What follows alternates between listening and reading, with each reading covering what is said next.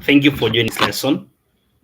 We're going to discuss physics paper 1 in preparation for the KCSE exams. Remember to subscribe, remember to share so that you may invite a friend. So we're going to look at this mock, which was done by a group of schools, that is a Kenya High, Alliance High, Lenana High, and Alliance Girls. That is the color joint examination. Remember to invite a friend to this broadcast. Yeah, the lesson is going to be detailed with a lot of information, and you cannot fail to attend. I'm also sharing to invite some friends. Please ensure that you do the same. Just invite somebody to the live broadcast.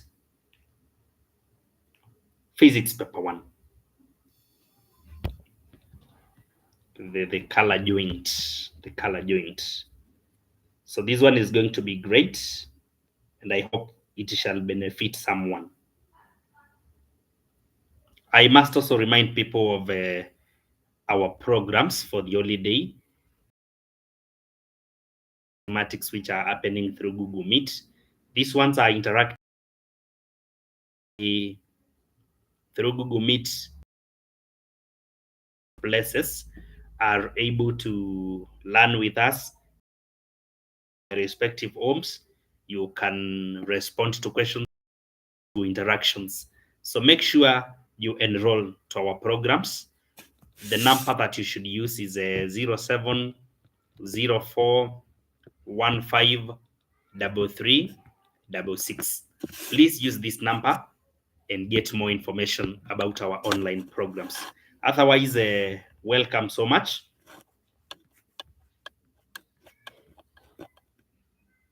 Yes. Number 1 is a question from measurement 2. That is form 2, physics topic 2. This is form 2, topic 2. Figure 1 shows a micrometer screw gauge being used in the diameter of a glass rod. The diameter of a glass rod, and we can see it. The thimble of the micrometer screw gauge is rotated through 1.5 revolution in a clockwise direction in order to hold the glass rod in place. Part A. State the pitch of the micrometer screw gauge. So the pitch is going to be 0.5 millimeters. The pitch is the least that it can measure. Of the, we have this one is called the thimble scale. This one we call the sleeve scale. We have a millimeter divisions, then the lower divisions. Each now, the least it can measure 0.5, because after 0 we go to 1, 1.5 before 2, 2.5 before 3, and such. So the pitch is 0.5. Determine the diameter of the glass rod. Determine the diameter. So as you can see, in 1.5 revolutions, then it means 1.5 times the pitch, which is 0.5, and that is giving us 0.75 millimeters. So diameter of the rod now shall be what has been indicated here, the reading now, then we subtract the pitch. So we're going to say the diameter indicated here or displayed here. This is 5, then 5.5, 6, 6.5. So 6.50 from the sleeve scale. And from the thimble scale, what we are having at the axis, this is the axis of the sleeve scale, subtract with the thimble scale. And that is going to be the 13th division of the thimble scale. So 13 should be divided by 100, the least count, 0.13. So we are adding 0.13, and this is going to be 6.3, 6.63. We have to subtract 0.75. The 3 revolutions with a pitch of 0.5. And this is going to be 8. Then this becomes 15. So we get 8 again. This shall be 5. So 5.88 millimeters. Ignore this kindly. So we got another question here, number 2. I'm checking whether you're following. I'll appreciate your comments. Somebody says we can't see well. Kindly check on your network. I believe from this side, everything is well. From this end, everything is fine. Yeah, so that you catch up with us. Please check on your network. All right. We are now on number. Is a figure 2 here, which shows a sewage dipped into a bottle containing water. State and explain what happens during upstroke. So during upstroke is when you pull out the piston. When you pull out the piston now, what happens during upstroke? So we say that when you pull out, the air already inside is going to be distributed to a bigger volume, but the mass will have remained constant. So when you distribute it to a bigger volume, reduce. So the pressure inside reduces. Pressure, actually that is a Boyle's law. That is Boyle's law of an ideal gas. Pressure of the gas in the barrel,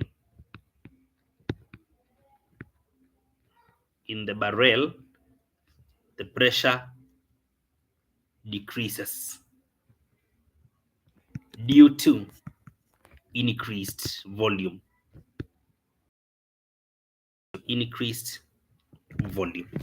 So during upstroke, you create bigger volume for the same mass of a gas, which means the same mass of a gas has been now distributed into a bigger volume.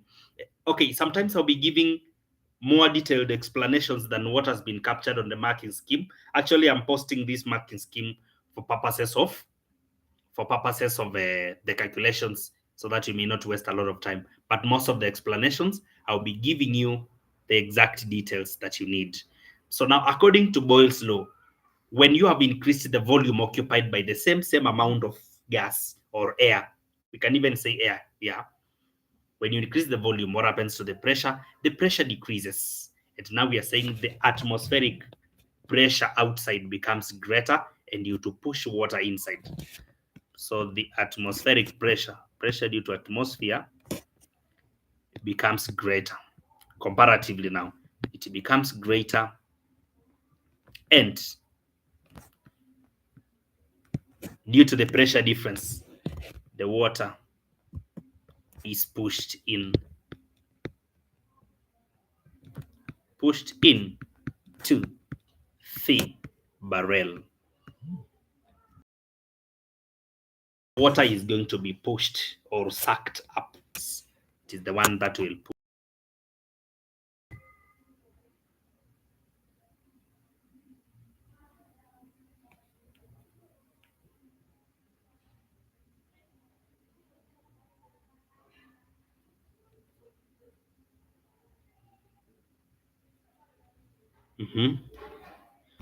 We can look at number 3.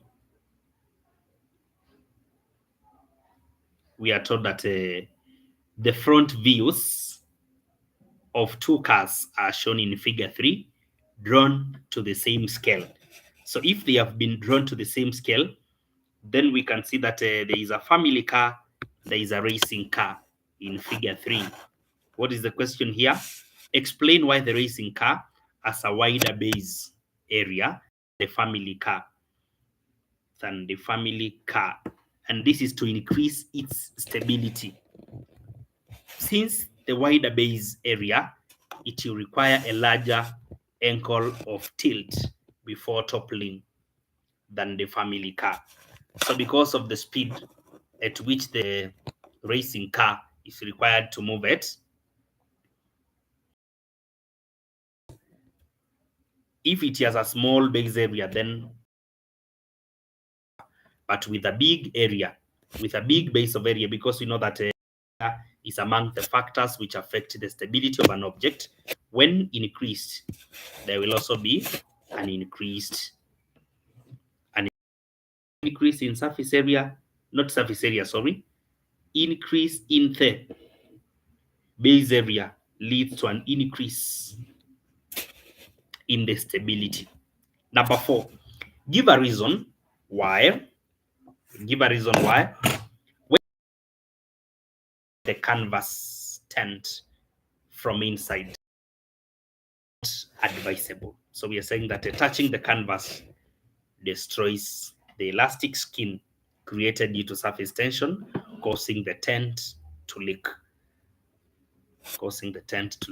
So that is to ensure that the surface tension is not destroyed. To ensure that the surface tension is not destroyed.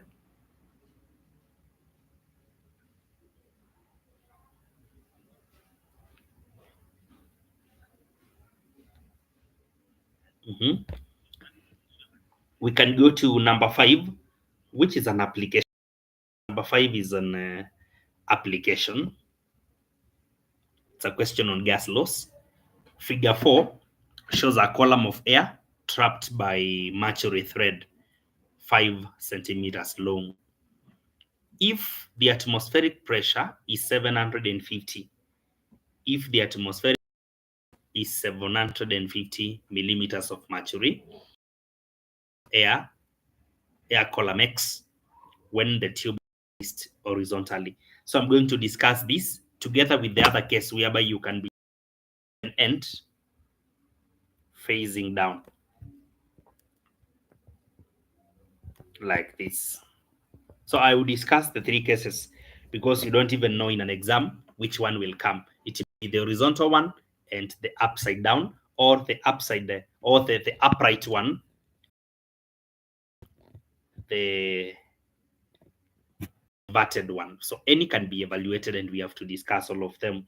The idea in this case is you should know that the length of the air trapped symbolizes the amount.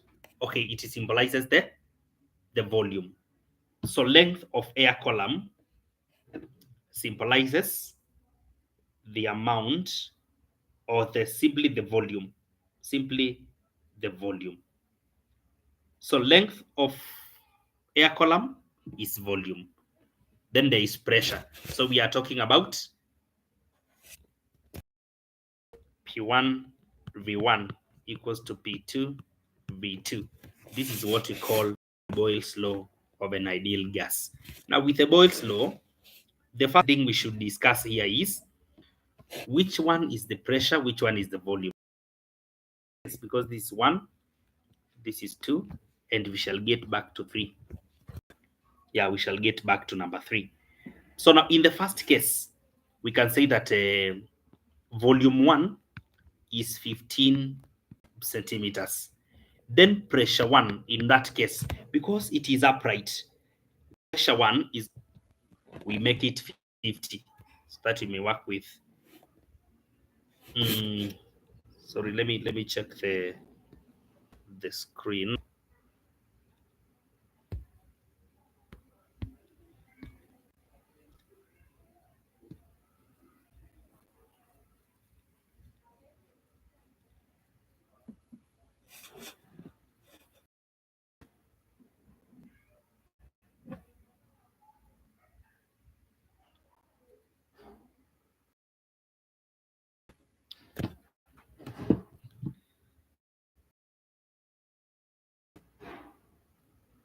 Waiting for the screen to think everything is now okay.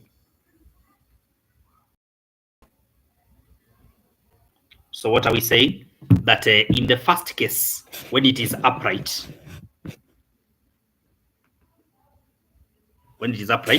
total pressure acting on the total pressure pressing the air column, the total pressure which is pressing the air column to be pressure due to atmosphere plus pressure of mercury. This is going to be for the atmosphere 750, and we add other 50 millimeters of mercury because of 5 centimeter. So this is going to be 800 millimeters, 800 millimeters of mercury, 800 millimeters of mercury. Yeah, 800 millimeters of mercury. Then what about in the second case? Volume is going to be unknown X. What about volume 2? Sorry, pressure 2. The pressure is going to be, because it is horizontal, this weight of the mercury is just acting downwards from where it is. An indication that it is not even a factor on the length of air, and therefore the atmospheric pressure. And so this is going to be only 750 millimeters of mercury. The atmospheric is the one acting. So in the second case, we have pressure of the atmosphere alone. What is the formula that will give us volume 2? We need pressure 1, V1, divided by pressure 2. Pressure 1, pressure 2. We just make V2 the subject. So we need pressure 1, 800, V2 now, 800 by 15 divided by pressure 2. And this is going to give us exactly 16 centimeters of mercury. 16 centimeters air column, sorry. 16 centimeters air column. Now, if we talked of a different scenario now, if we had the glass inverted this way, we would have said that the length of the air column would have been here. That volume 2 is X, but what would have been pressure 2? Pressure 2 would have been the weight of mercury is acting downwards, but the atmospheric pressure is acting upwards. So the reason why the mercury column is not falling off, the mercury thread is not falling off, is because the atmospheric pressure, which is acting through the open end, is greater than the pressure due to the mercury thread. And so pressure 2 becomes the difference now. So the pressure acting on the air column is the difference. Mercury going downwards and atmospheric going upwards. So it is the absolute difference now. So it will be 750, and we subtract the 50, which is going in the opposite direction. And you'll find that the pressure air column would have been 700 millimeters of mercury. 700 millimeters of mercury. So that is what we would have worked with if the question had talked about inverted the glass tube, but now we were to work this case only. So giving the other possible type of an evaluation, which might come from the same concept. So I hope we are together in that. I just hope that we together in that.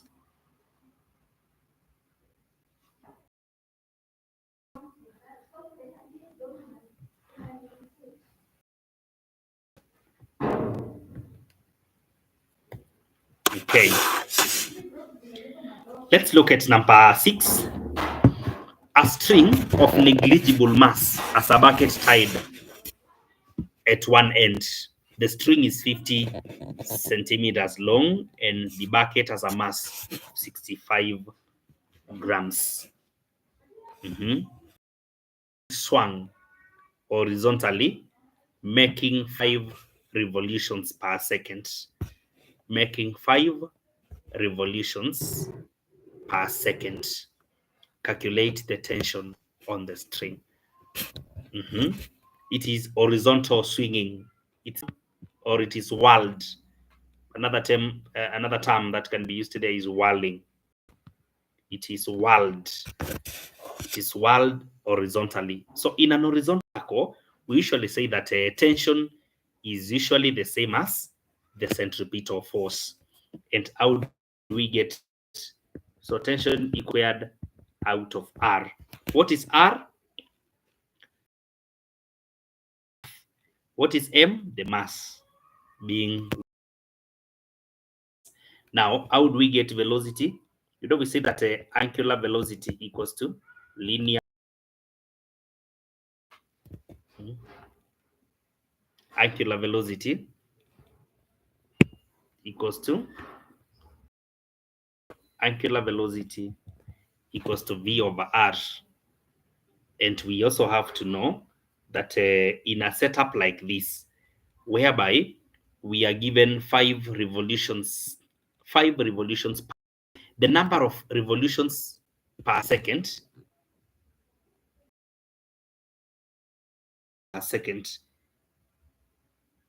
equals the number of revolutions per second is providing us with. Yeah, thank you. I can see you are seriously following. Remember that our consultation 04153336. Yeah, that is it. So we are saying that angular velocity is usually given by 2 pi f. 2 pi f. 2 pi f. Instead of calculating angular velocity, actually, we can also talk of V. I'm really relating a lot of concepts in this topic because angular velocity is given by this. And again, angular velocity is also given by this. That is to mean that the value of V is also given by angular velocity multiplied by R. Angular velocity by R. So it means that we can multiply angular velocity by R and say that in the formula here, we need F equals to mass multiplied by, we need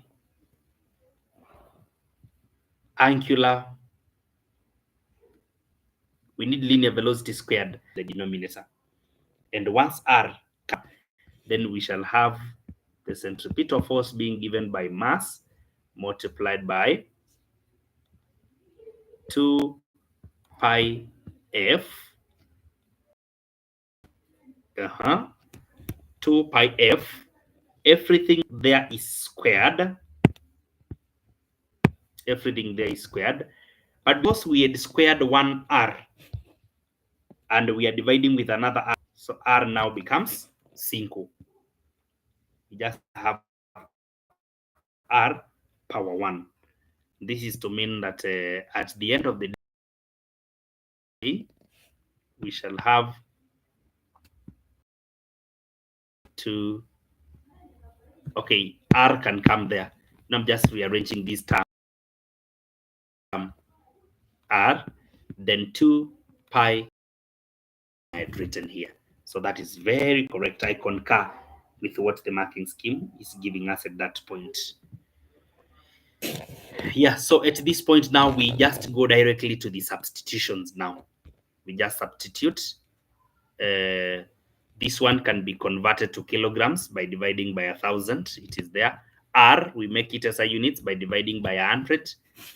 Then 2 pi f squared. Everything there is squared. This is the amount of force that we shall get.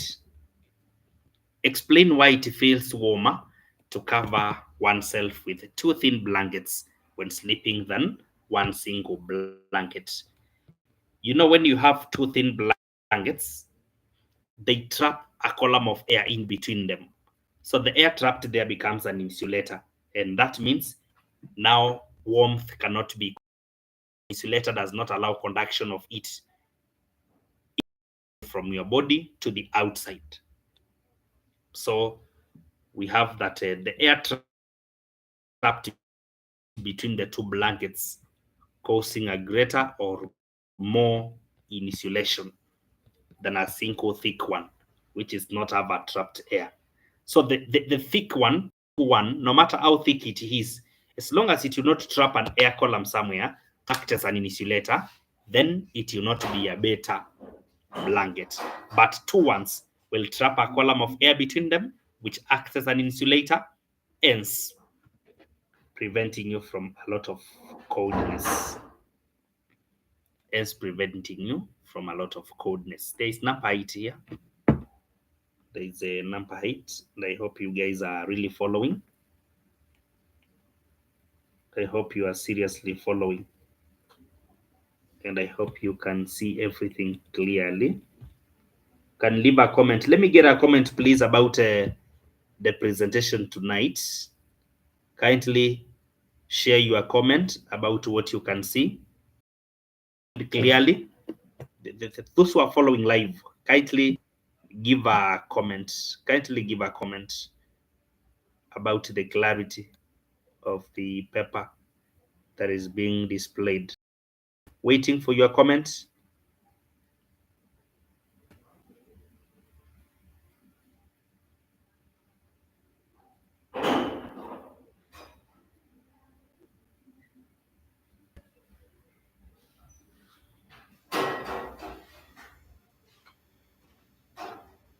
Kennedy Odiapo, I can see you.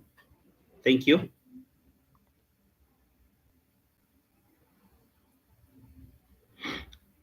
Okay, not clear. Thank you.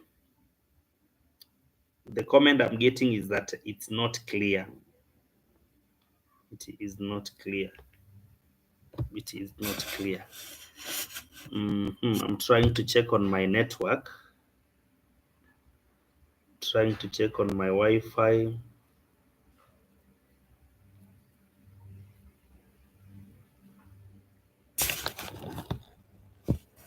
Yeah, so we will keep updating the presentation. I'll be well. I think shall be well.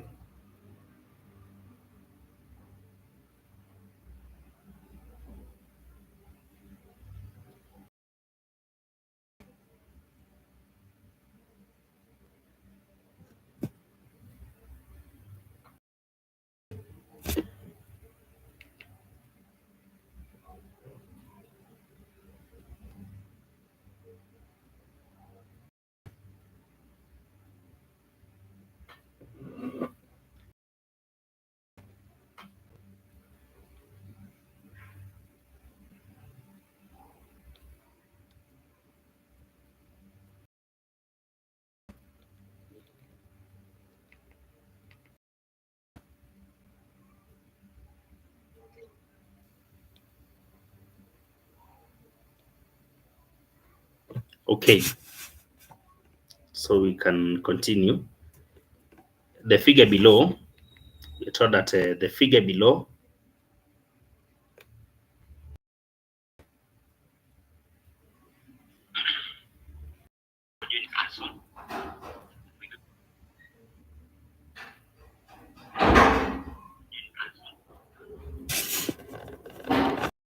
shows a balloon filled with air. Then we are told the balloon moves upwards when point A is pierced, when part A is punctured with a sharp needle.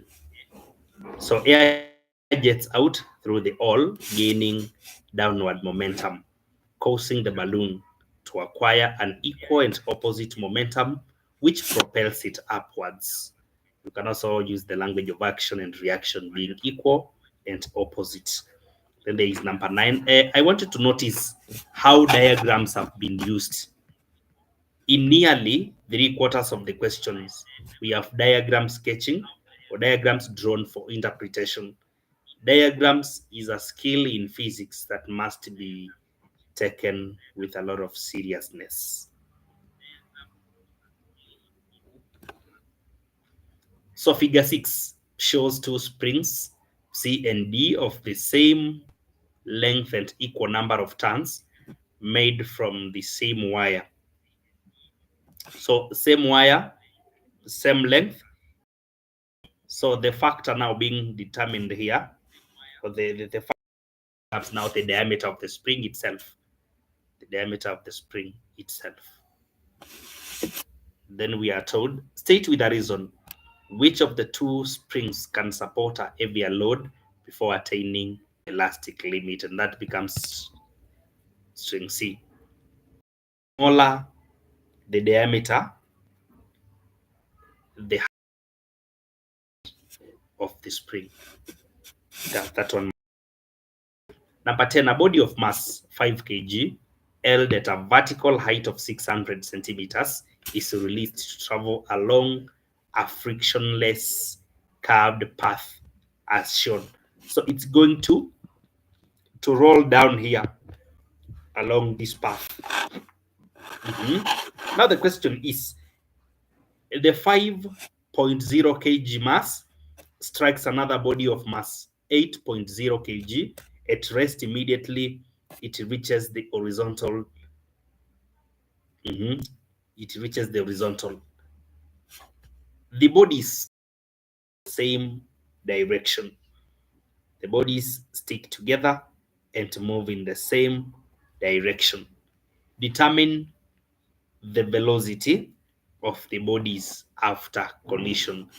Take a due to gravity as 10 meters per second. I think presentation is becoming clear. You can also thank you for being patient, and subscribe kindly. Remember to also share so that you may invite friends. Yeah, share to invite friends. So I think our network is stable and everything shall be displayed very well. Don't worry, we are working on it. Remember also you can 0704 153366. That is the contact.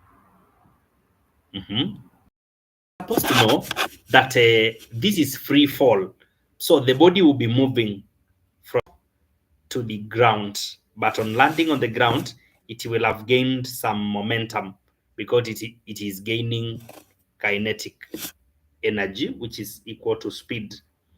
Therefore we are saying that when the body is up here, it is possessing gravitational potential energy given by mgh.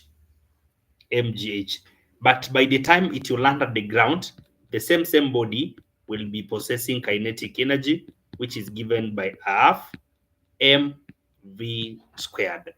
This is to mean that due to change in energy at the top will be equal to the kinetic energy it will have gained by the time it will be coming to the ground. And so we can link, then we quit the other things. 10 by a height of 0. 6.0. This is the same as half multiplied by the unknown velocity squared. So we can get the velocity by doing by 2 here and also by 2 on the other side. So v squared is equivalent to 60 by 2, which is 120. So we can get square root for us to get the value of v. Square root of v squared to give v is going to be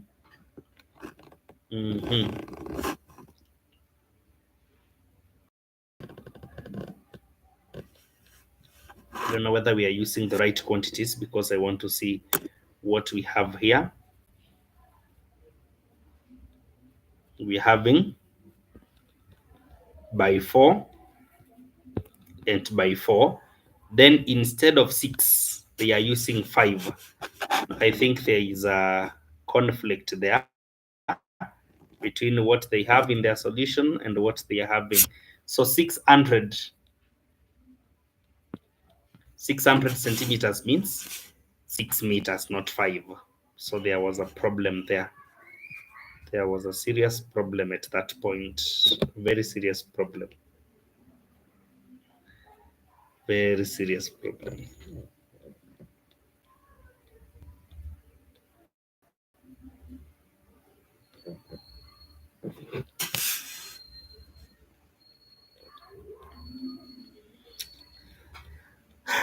So I hope that you guys can see network is still disturbing us.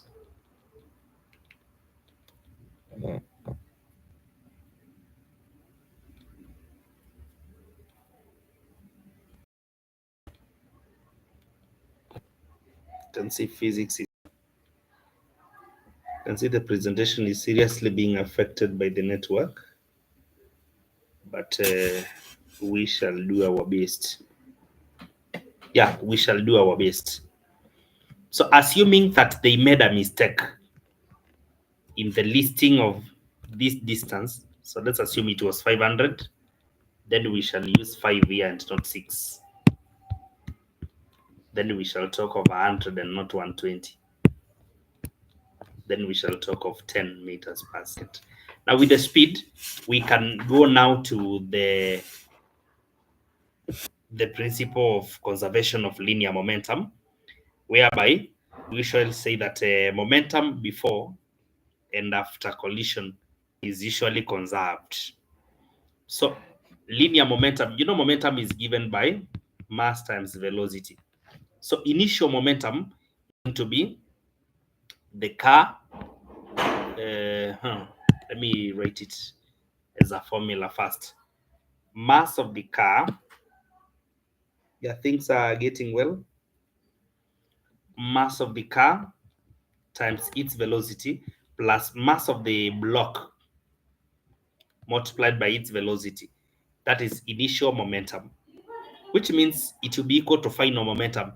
And they become one body. So it will be mass 1 and mass 2 becoming one body, then moving with a common velocity, which is unknown.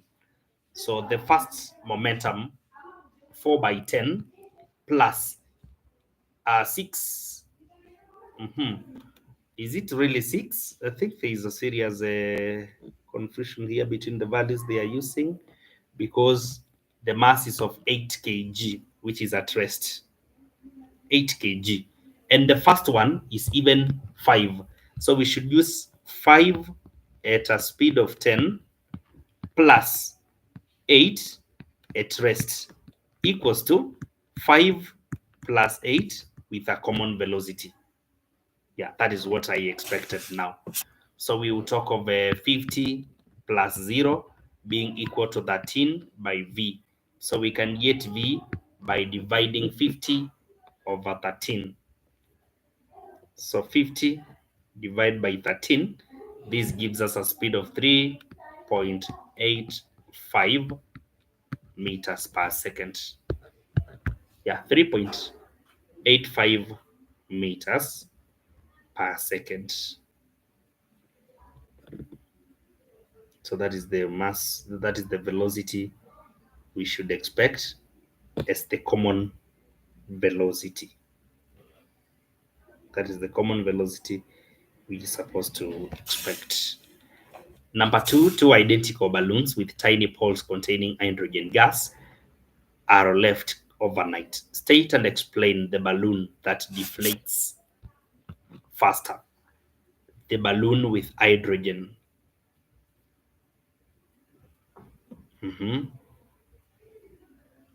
One is containing air, the other one is containing hydrogen. Then we are saying that balloon with hydrogen is the one to deflate. they want to deflate faster. Why is it doing so? This is because hydrogen is less dense than air, hence diffuses out faster. Again, they are diffusing out to where there is air. So I can also bring a very different concern and say that, you know, mhm, we have hydrogen here. Let me show you. Let me show you my different argument from what has been stated here.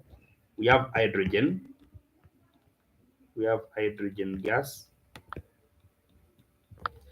Then we have air. Then out here, there is air. Then here, there is air. So you see, air is diffusing out to where there is air, and hydrogen is diffusing out to where there is air also. So because of the diffusion gradient, you see diffusion is happening from hydrogen out to air, where there is very little hydrogen. But air itself is moving out again where there is still air. Therefore, diffusion will not be very quick where molecules are not less concentrated. So because of almost equal concentration with the inside of the balloon and the outside of the balloon that has air, there will be very less diffusion outside. But here diffusion will be very fast because hydrogen molecules are not even out there. So that is why hydrogen shall diffuse very quickly. I can see the things is mhm. I think we are now able to see. Please now let me know. Let me know whether you are able to see clearly. Let me know. Let's go to number 12 as I wait for your feedback.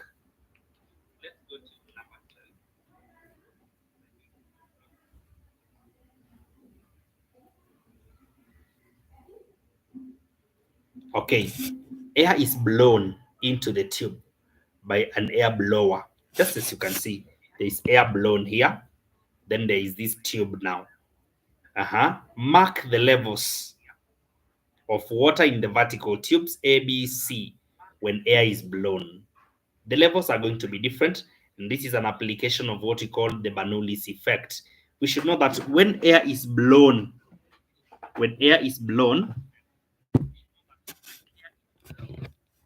there is the effect of speed of air and speed of air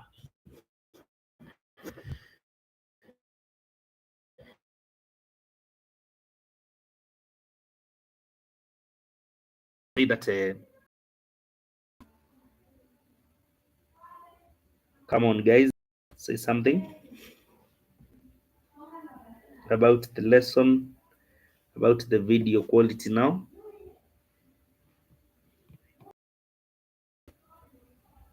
Mhm.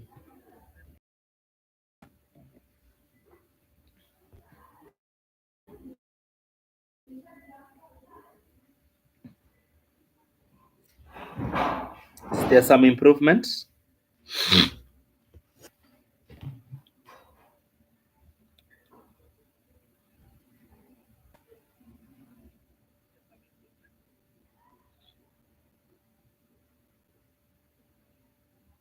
Mhm. I think we have an issue with network today. I think there's a general network issue. I think there's a general network issue, but as we revise for paper 2, I'll really work on it. So don't worry. So don't worry. We shall work on the network. So at this point, we can have velocity 1, velocity 2, velocity 3. Because of the different sizes, the velocities will be very different. Now, the highest velocity is going to be the velocity 2, where there is narrow column. Velocity 2 is greater than velocity 3, whereby now velocity 3 is also greater than velocity 1. So the velocities are in that order. V2 is greater than V3, and V3 is greater than. So which means if velocities are that way, if we say that they are accompanying pressure now, the resulting pressure, we have pressure 1 here, pressure 2, pressure 3, we shall say that increase in velocity leads to a corresponding decrease in pressure. Then we will say that in this case now, the greatest pressure is going to be pressure 1. This one will be followed by pressure 3, and finally pressure 2 be the least. So pressure 2 is going to be the least, which means if there is little pressure here, then atmospheric pressure will push the air high. There is very high pressure here because of very high pressure because of the low velocity. So it means if the pressure is high, then it shall push down the column. It will push down the column of water like that. If the pressure is followed here, then it means this one will also be pushed down, but not as in the first case. So there will be still pressure pushing the column down, but not as down as the other case. Then finally we'll say pressure is the least here. If pressure is the least in this point at B, pressure is the least. So if pressure is the least at B, then ladies and gentlemen, we should agree that pressure being the least there, it will be point drawn very well. Next, I think it's really hectic.